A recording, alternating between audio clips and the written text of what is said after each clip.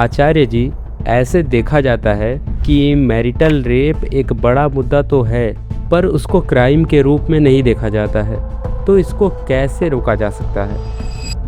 विवाह की वेदी पर स्त्री को पता चल जाए कि पुरुष नपुंसक है, अरे ये दूल्हा तो नपुंसक है। विवाह होगा, बहुत बढ़िया बंदा है, किसी ऊंची यूनिवर्सिटी में शोध कर रहा है, लेकिन नपुंसक है, विवाह करेगी स्त्री? वैसे ही पुरुष को अगर पता चल जाए कि ये जो महिला है बगल में, ये फ्रिजिड है या इसकी किसी तरह की कोई रुचि नहीं है सेक्स में, विवाह होगा?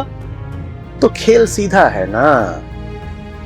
और जब इसी आधार पर विवाह होता है, तो अब मुझे बताइए, पुरुष अपने आप को स्त्री पर बलात् क्यों ना आरोपित करे?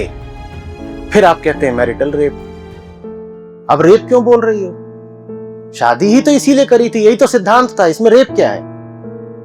और फिर न्यायालय भी इसीलिए असमंजस में पड़ जाता है। जैसा आपने कहा कि उच्चतम न्यायालय ने भी कहा कि पहली बात तो बड़ा मुश्किल है इसको स्थापित करना। मुझे नहीं मालूम उच्चतम न्यायालय ने इन्हीं शब्दों में कहा है कि नहीं, पर भाव शायद कुछ ऐसा ही है कि पहली बात तो सप्रमाण इस तरह के बलात्कार को प्रमाणित करना मुश्किल है। दूसरी बात, अगर इसको मान लिया जाए तो इससे जो पूरी विवाह व्यवस्था है वही चरमाने लग जाएगी।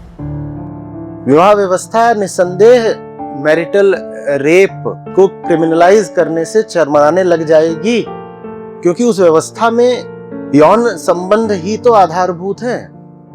हाँ, आपकी बुद्धि थोड़ी साफ होने लग जाए, आपके जीवन में कुछ आध्यात्म आ जाए, और विवाह के बाद आप कहो कि मुझे अब अपनी पत्नी से अपने संबंध को एक ऊंचे तल पर ले जाना है, वो बिल्कुल अलग बात है और वैसा हो भी सकता है और हुआ भी है। और मैं चाहता हूं कि वैसा प्रयास करा भी जाए कि विवाह के बाद आप कहें कि ठीक है, अब जैसा भी नाता था जुड़ गए, शारीरिक संसर्ग कर करके बच्चे भी पैदा कर दिए, लेकिन अब हम दोनों अपने रिश्ते को थोड़ा ऊंचाई देते हैं, बिस्तर से उठा करके मंदिर में ले आते हैं। ये निस्संदेह करा जा सकता है, करा जाना चाहिए।